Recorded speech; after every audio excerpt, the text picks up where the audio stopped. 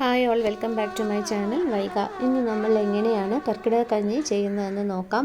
അതിനായി നമ്മളിവിടെ എടുത്തിരിക്കുന്നത് തിരുവനന്തപുരം ആയുർവേദ ഔഷധ നിർമ്മാണ വ്യവസായ സഹകരണ സംഘത്തിൻ്റെ കർക്കിടക കഞ്ഞി പീയൂഷം എന്ന് പറഞ്ഞിട്ടൊരു റെഡിമെയ്ഡ് പാക്കറ്റായിരുന്നു മേടിച്ചത്.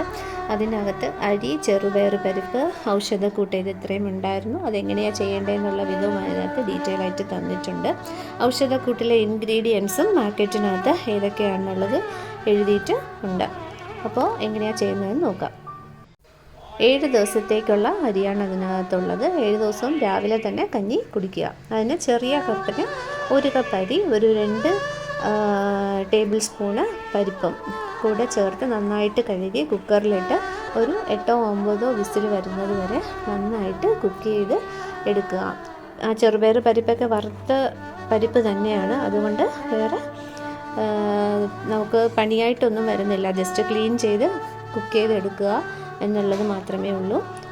ഒരു 8-9 വിസിൽ കഴിഞ്ഞ് കുക്കർ ഓഫ് ചെയ്ത് നോക്കുമ്പോഴത്തേക്കും നമ്മുടെ അരിയും പയറും വെന്തിട്ടുണ്ടാകും. അതിലോട്ട് അവർ പറഞ്ഞിരിക്കുന്നത് തേങ്ങാപ്പാൽ ഒഴിക്കുക, അല്ലെങ്കിൽ തേങ്ങ ചിരകിയതിട്ട് നമ്മുടെ ഇതനുസരിച്ച് നമുക്ക് യൂസ് ചെയ്യാമെന്നാണ് എഴുതിയിട്ടുള്ളത്. ഞാനിവിടെ ആ ഔഷധക്കൂട്ട് ഒരു 2 ടേബിൾ സ്പൂൺ ഔഷധക്കൂട്ടും ഉപ്പും തേങ്ങാപ്പാലും കൂടെ ചേർത്ത് വെന്ത അരി പയർ മിശ്രിതത്തിലോട്ട് ഒഴിച്ച് മിക്സ് ചെയ്ത് ഒരു 5 മിനിറ്റ് വെച്ചതിന് ശേഷമാണ് ഞാൻ ഉപയോഗിച്ചത്.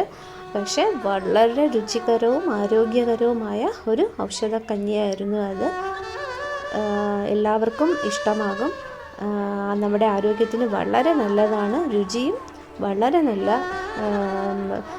ഇതായിരുന്നു. എല്ലാവരും ചെയ്ത് നോക്കുക. Thank you.